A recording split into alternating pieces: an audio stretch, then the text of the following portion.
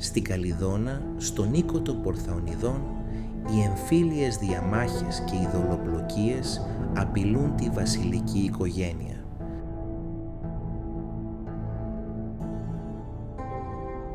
Ο βασιλιάς Ανδρέμονας και η σύζυγός του Γόργη νιώθουν ότι απειλείται η γραμμή αίματος της δυναστείας, γι' αυτό αποφασίζουν να εγκαταλείψουν την Αιτωλία και να μετικήσουν στην Άμφισσα. Παίρνουν μαζί τους τον μικρό τους γιο, Θώα. Όταν μετά από χρόνια ο κίνδυνος πέρασε, ο Θώας επέστρεψε στην Αιτωλία και ανέλαβε ξανά το θρόνο του οίκου του. Στη Σπάρτη, την ίδια περίοδο, συγκεντρώθηκαν οι ισχυρότεροι νέοι πρίγκιπες της Ελλάδας για να διεκδικήσουν την Ελένη. Ανάμεσά τους βρισκόταν και ο Θώας.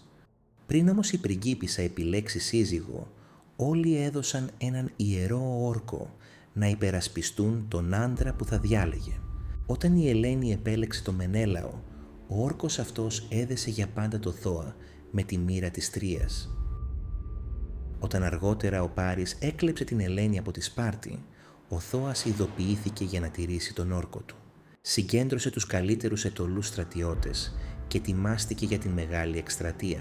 40 μαύρα πλοία άνοιξαν πανιά για την Τρία, μεταφέροντας τη δύναμη της Αιτωλίας στον μεγαλύτερο πόλεμο της εποχής. Ύστερα από εβδομάδες στη θάλασσα, ο στόλος των Αχαιών έφτασε στην Τρία. Κανείς δεν γνώριζε ότι η πολιορκία της θα κρατούσε 10 ολόκληρα χρόνια. Ο Θώας και ο Οδυσσέας ήταν από τους πρώτους Αχαιούς ηγέτες που αποβιβάστηκαν στις ακτές της Τρίας.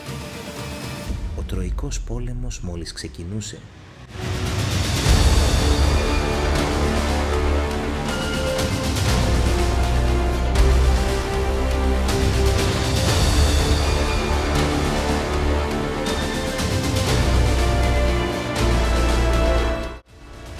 Αιτωλοί και Αργύοι πολεμούσαν συχνά δίπλα-δίπλα, καθώς ο Θώας και ο Διομήδης συνδέονταν με στενούς συγγενικούς δεσμούς. Ο Αιτωλός βασιλιάς βρισκόταν πάντα στην πρώτη γραμμή πολεμώντας γενναία. Σε μία σφοδρή σύγκρουση βρέθηκε αντιμέτωπος με το γιγαντόσωμο Θράκα ηγεμόνα Πύρωο, σύμμαχο των Τρώων. Χωρίς δισταγμό εκτόξευσε το δόρυ του, το οποίο πέτυχε τον Πύρωο στο στήθος. Ο Πύρωος κατέρευσε χτυπημένος από το δόρυ. Ο Θώας έτρεξε κοντά του και τον αποτελείωσε μπροστά στα μάτια των Θρακών, οι οποίοι εξαγριωμένοι κινήθηκαν εναντίον του. Οι Αιτωλοί όμως προστάτευσαν το βασιλιά τους και τους απόθυσαν. Σε μία από τις πιο κρίσιμες στιγμές του πολέμου, ο Έκτορας προκάλεσε τους Αχαιούς σε μονομαχία. Ανάμεσα στους 9 επίλεκτους που προσφέρθηκαν να τον αντιμετωπίσουν ήταν και ο Θώας.